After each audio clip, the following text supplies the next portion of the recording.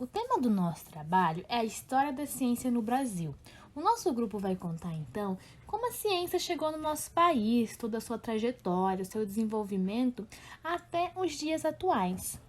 Então, para começar, como a ciência chegou aqui no Brasil? Então, foi no século XIX, quando a família real portuguesa, dirigida por Dom VI, chegou no Rio de Janeiro, escapando de uma invasão do exército de Napoleão, em 1807.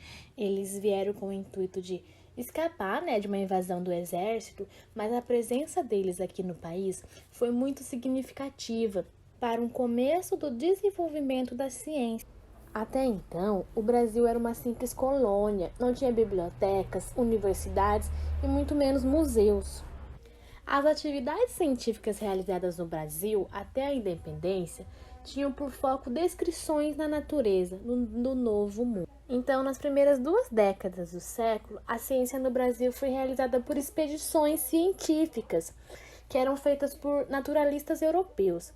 Essa ciência era, na maior parte, descrições da biodiversidade brasileira, então da sua fauna, flora e também suas geologias.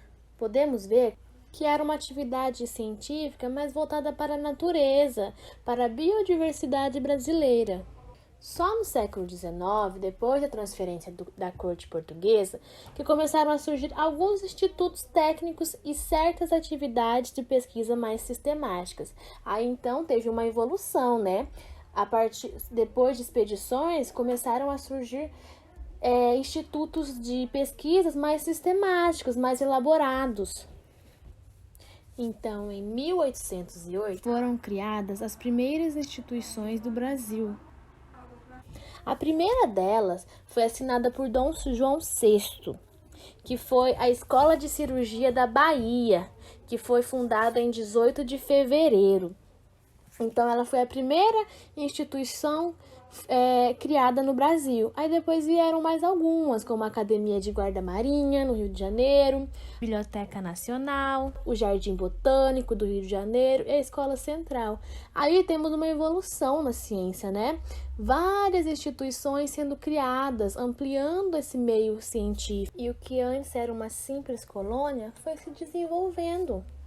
Durante todo o século XIX, as atividades científicas brasileiras ficaram bastante centralizadas no Rio de Janeiro. Então, podemos ver que a ciência teve uma influência maior no Rio de Janeiro, Muitas das instituições que vimos foram criadas lá, Então, nesse período, o Rio de Janeiro teve bastante influência da ciência, A ciência se desenvolveu bastante no Rio de Janeiro. Inicialmente, também no século XIX, fica evidente a ciência também presente nas políticas governamentais da coroa e depois do Império. Então, também no século XIX, temos a ciência presente nas políticas governamentais. O Estado se apresentava como grande financiador das práticas científicas, Então, ele contribuía para esse avanço da ciência. Dom Pedro II muitas vezes interferiu diretamente na criação e no cotidiano de instituições científicas, como a Escola de Minas de Ouro Preto e o Observatório do Rio de Janeiro, o que foi apenas uma das dimensões do seu apreço pela ciência. A gente ainda vai falar melhor sobre Dom Pedro, mas eu vou fazer um pequeno resumo da sua contribuição para a ciência. Pois Dom Pedro foi de total importância, foi uma das pessoas que mais contribuíram para o desenvolvimento da ciência.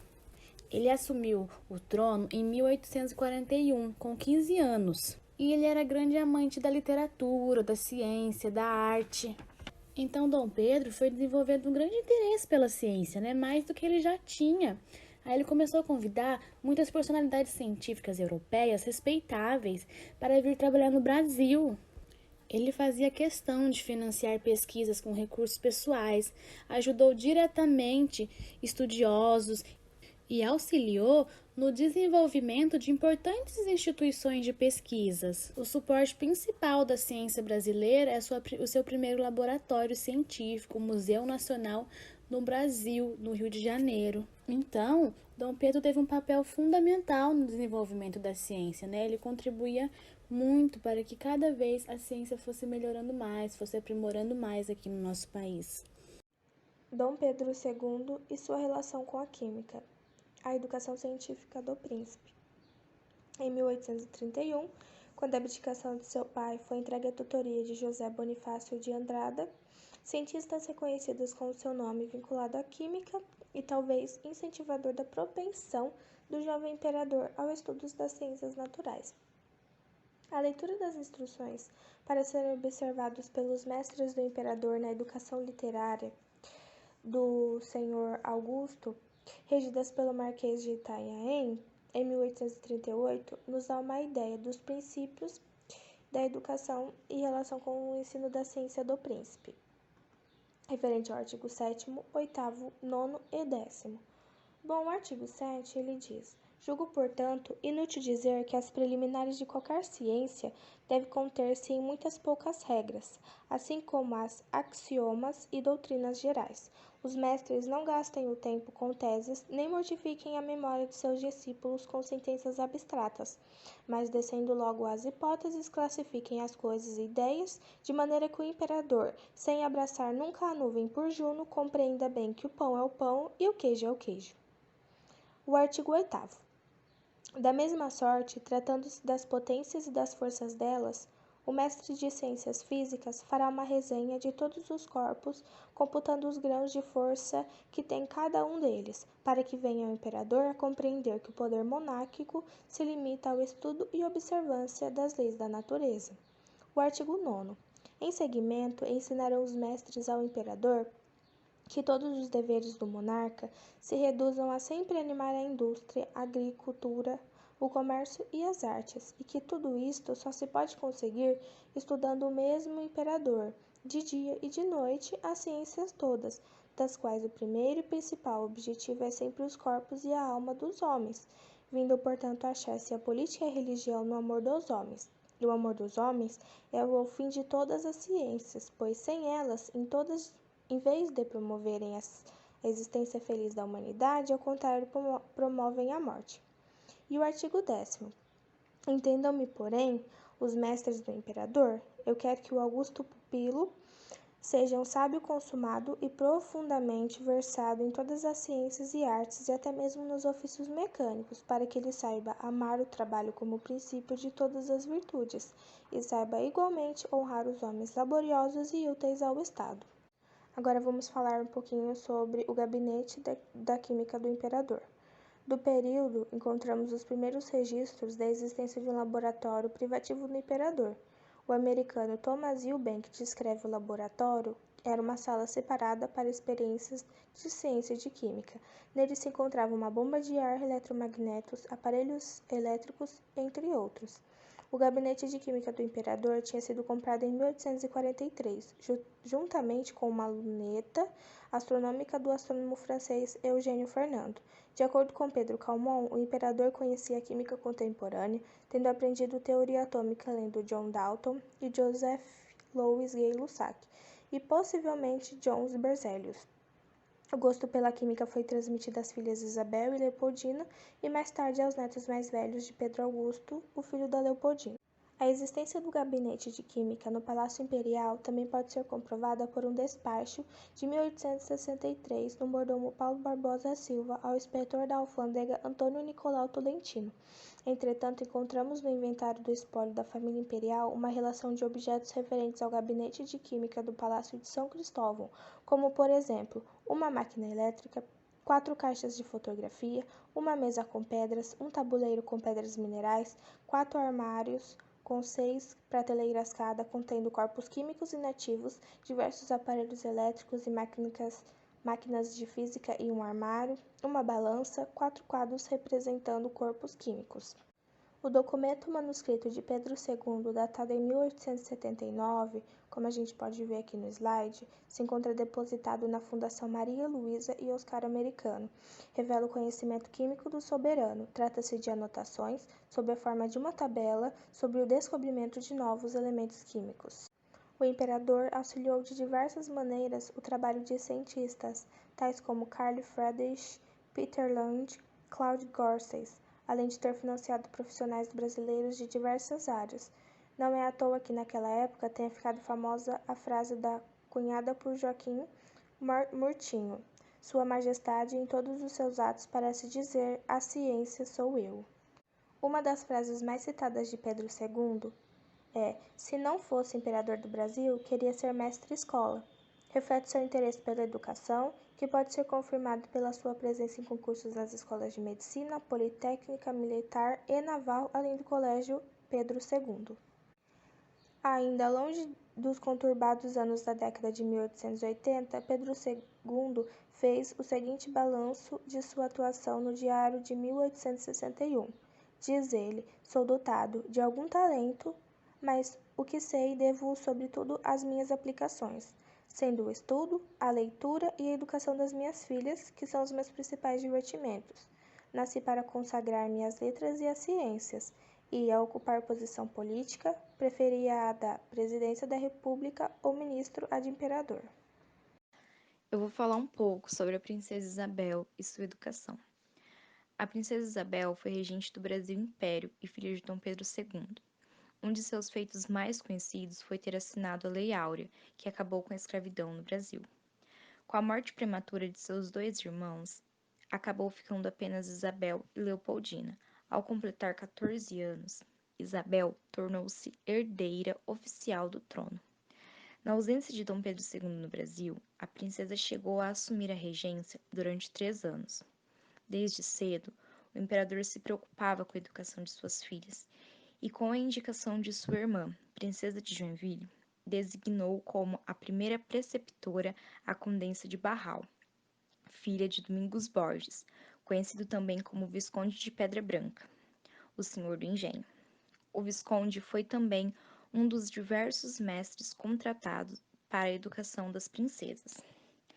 Isabel mostrava grande interesse pelos estudos, e assim ela via transcorrer sua juventude entre aulas de literatura, botânica, química, geologia, entre outras matérias.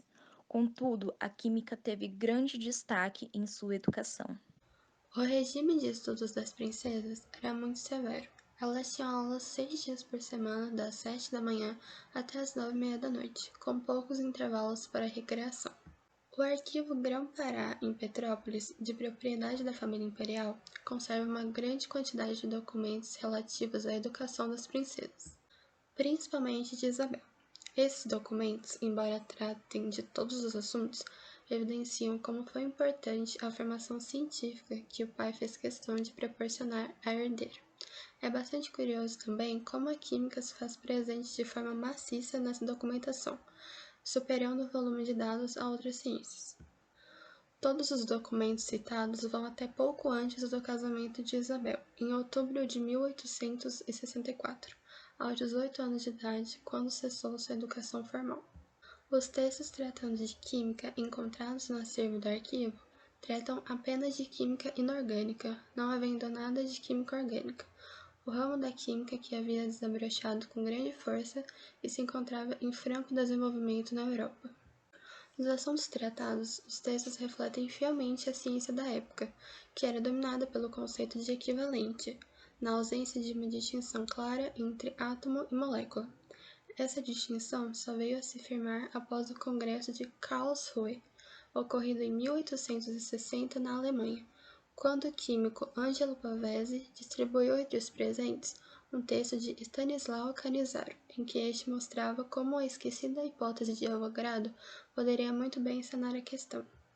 Lothar Meyer ficou profundamente impressionado com a forma como os conceitos de Avogadro simplificavam a química, e a partir de seu famoso livro Die Modern Theorie der Chemie, publicado em 1864, teve um papel de grande importância na disseminação das novas ideias. A química ensinada a Isabel, naturalmente, era de um teor anterior a todas essas inovações. Mais interessante é um exercício em que Isabel se esforça em aprender a balancear equações químicas segundo as convenções da época. Lembrando que, até então, a fórmula molecular aceita para água era HO e os índices se escreviam acima e não abaixo dos símbolos dos elementos, como hoje. As 3 equações em versão moderna dizem respeito à mesma reação química, que é a produção de ácido nítrico a partir da ação do ácido sulfúrico sobre o nitrato de potássio. É simples verificar que o balanceamento feito por Isabel para a primeira equação está correto, mesmo usando suas fórmulas um tanto estranhas para um químico moderno. Em contrapartida, as outras duas equações para as quais ela imaginava poder obter coeficientes diferentes pelo uso de estequiometrias diferentes da primeira, acabaram fazendo com que ela errasse o balanceamento. Um dos documentos mais interessantes do conjunto é um caderno de 10 folhas, escritas dos dois lados, parecendo um rascunho, escrito em papel com o timbre TMC, da Imperatriz Teresa Cristina Maria, com uma caligrafia muito parecida com a de Dom Pedro II. Uma análise cuidadosa revelou que a letra é da própria Isabel, que ao escrever rapidamente tinha uma caligrafia com os mesmos garranchos do pai. O documento corresponde a um texto de química escrito como se fosse um manual para principiantes. Isabel ainda copiou na íntegra a tinta com caligrafia primosa e adjuntou uma capa que ostenta o título Química e as iniciais IC. Esse documento é um retrato da química da época, onde se vê estampada a confusão ainda reinante entre os conceitos de átomo e molécula, usados indiferentemente de forma ambígua e imprecisa. A educação dada a Isabel e a sua irmã Leopoldina reflete fielmente a personalidade de Dom Pedro II, persuadido da importância suprema de uma educação universal e ampla, com um forte teor científico. Um governante, na visão do monarca, deveria estar preparado para entender, mesmo que como observador, fora do palco dos acontecimentos, o desenrolar do progresso das ciências e de suas aplicações. Brasil, ciência e tecnologia, alguns dilemas e desafios. Desde a Revolução Industrial, a evolução da ciência é inseparável da sua aplicação no mundo desenvolvido. Um exemplo clássico foi o lançamento do Sputnik, que gerou uma explosão no financiamento de ciência nos Estados Unidos da América. No fim da década de 50, houve a necessidade de um maciço investimento em ciência que se estendeu desde a escola secundária até os centros de pesquisa, desde as universidades até as empresas. Teve uma grande pressão do Estado sobre as organizações de pesquisa. Foi possível entender o resultado dessa pressão a partir do momento em que os Estados Unidos se tornaram o centro mais importante de produção de conhecimento, tecnologias e produtos, tanto em relação à qualidade quanto à quantidade. Ainda em tempos de globalização, é claro que o poder de compra do Estado tem papel determinante nas áreas nas quais as necessidades sociais são marcadas por intervenções públicas. Esse poder de compra e o desenvolvimento científico-tecnológico são evidentemente correlacionados em países desenvolvidos. Já no Brasil, essa relação seria determinante para o seu desenvolvimento e para o seu sistema de ciência e inovação. O resultado da pressão por inovação em países desenvolvidos conduz a uma estrutura de produção de ciência cuja densidade temática varia no tempo, mas que cresce de forma inexorável.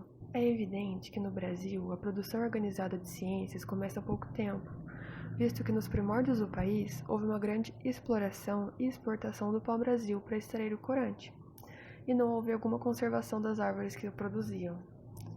Não havia como organizar a ciência, pois a coroa portuguesa evitou a organização de universidades na colônia. A Academia de Ciências Brasileira foi fundada há apenas 80 anos, que seria na data do artigo, que foi publicado em 2000. Hoje seriam 100 anos, se não me engano. E os institutos de pesquisa, que são mais antigos que as universidades, tiveram pico de criação de ciência e aplicações preciosas acompanhados por longos períodos de crises. A profissionalização de ciência no Brasil iniciou-se com a fundação da Universidade de São Paulo, em 1934, e com a concepção do regime de tempo integral à docência e à pesquisa. Para analisar a evolução recente da ciência no Brasil, tomo como referencial um sistema de organização de informação científica que coleta títulos e resumos daqueles trabalhos publicados em revistas de circulação internacional, o Institute for Scientific Information, o ISI. As patentes constituem um dos indicadores de inovação. Nas áreas tecnologicamente mais ativas, o número de publicações indexadas já começa a ser similar às referências de outras patentes. Um esforço conjunto entre universidades, empresas e governo é necessário para fazer com que a contribuição brasileira para as patentes atinja crescimento comparável à produção de ciência. A contribuição brasileira à ciência indexada aumentou um valor de 0,4% em 1990 para mais de 1,2% em 1999. Como podemos observar no gráfico, no Brasil, a relação entre as publicações, o Produto Nacional Bruto por habitante e o número de habitantes aumenta significativamente na época, apesar de o aumento do Produto Nacional Bruto por habitante do Brasil ter sido menor no período. O aumento do Produto Nacional Bruto por habitante no período para Chile, Argentina e Brasil foi de 56%, 36% e 8%, respectivamente. Usando os mesmos índices, o valor de produção científica para os Estados Unidos em 1999 é 5,89 e o Produto Nacional Bruto por habitante é 10 vezes maior que o brasileiro. O número de publicações científicas brasileiras merece destaque, porque apesar do desempenho econômico da época ter sido pobre quando medido por riqueza por habitante, houve o desempenho de pequena parte da população que produziu ciência. Destaca-se também a participação das universidades públicas no esforço de desenvolvimento nacional. No Brasil, a produção de ciência é realizada em grande parte nas universidades públicas, sobretudo na pós-graduação. É visível que a ciência e a tecnologia não causam um desenvolvimento social justo e que sem um sistema adequado de ciência e tecnologia é impossível pensar em desenvolvimento. Portanto, não há futuro sustentável se o sistema de ciência nacional não se relacionar com o Sistema Nacional de Inovação, com a incorporação de valor a produtos de exportação, com a solução dos graves problemas de distribuição de renda e com os acessos à saúde do Brasil. Sabe-se que ciência não se planeja, mas que investimento em ciência deve ser planejado. Visto que no Brasil a produção de ciência e boa parte da tecnologia se realizam na universidade pública, o acesso ao ensino superior e a manutenção da estrutura de pesquisa constituem um desafio. O número de formados pelo sistema do ensino secundário cresce em uma velocidade muito acima do crescimento das vagas do ensino universitário atual. Faz parte do dilema, então, o desafio de aumentar as vagas no sistema do ensino superior. Uma expansão de vagas nas universidades públicas sem expansão do quadro docente e da infraestrutura pode desestruturar toda a produção de ciência do país. A rápida mudança da sociedade e do sistema de produção, a urbanização crescente, a deteriorização da malha social brasileira e a crescente concentração de renda e da violência vem provocando demandas crescentes às universidades públicas de pesquisa. A crescente demanda social por conhecimento, por transparência sobre o impacto social do investimento e por outras alternativas para políticas públicas, existe uma grande diferença regional em relação aos investimentos na ciência. O gráfico ilustra essa disparidade. Desde que as universidades públicas são responsáveis pela produção de conhecimento que decorre desse investimento, é nessas instituições que a mudança deve ser considerada. É claro que a análise por região é simplificada, já que dentro de cada região existem centros produtores de conhecimento comparáveis quanto à qualidade de qualquer outra parte do mundo. A existência de universidades públicas que façam pesquisa pode determinar mudanças nas cadeias produtivas e resultar em melhora da qualidade de vida. E com isso, pode-se concordar que não existe outra alternativa que não seja diminuir a disparidade regional respeitando as vocações locais.